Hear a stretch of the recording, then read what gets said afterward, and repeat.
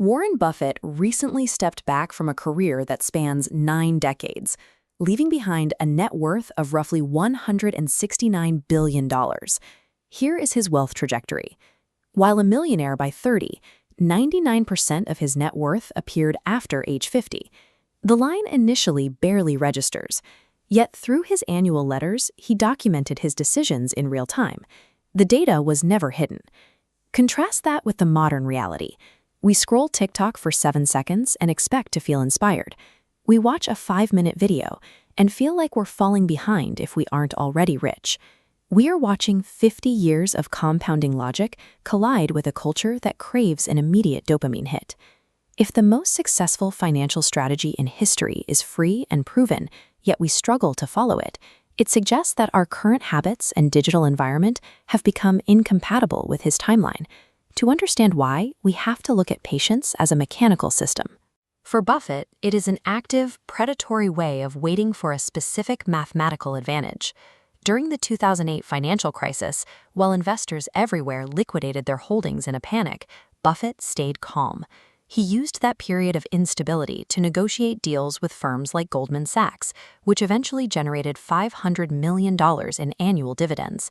He also avoids what he doesn't understand. During the dot-com boom and the rise of modern tech unicorns, he refused to participate because the underlying business models were outside his circle of competence. He accepted the risk of missing out, avoiding a crash. He views the market as a mechanism that moves capital away from the frantic and into the hands of those willing to wait. This system works because it is rational, but our current digital infrastructure makes it difficult to maintain that level of emotional isolation.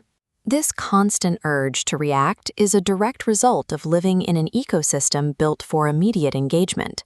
It pushes us toward impulsive choices before we can think through the long-term consequences.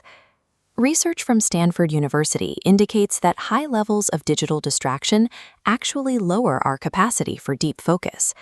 The tools we use to track the world are simultaneously eroding the mental state required to be patient within it. Buffett's early career happened in a different world.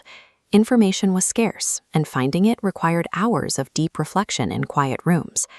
He began with a stable environment and mentorship from Benjamin Graham, allowing him to focus on decades rather than days. Most of us face a different set of pressures.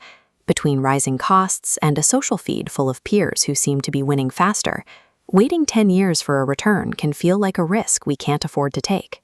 When basic needs and social standing feel threatened, logic often loses out to the need for a quick win.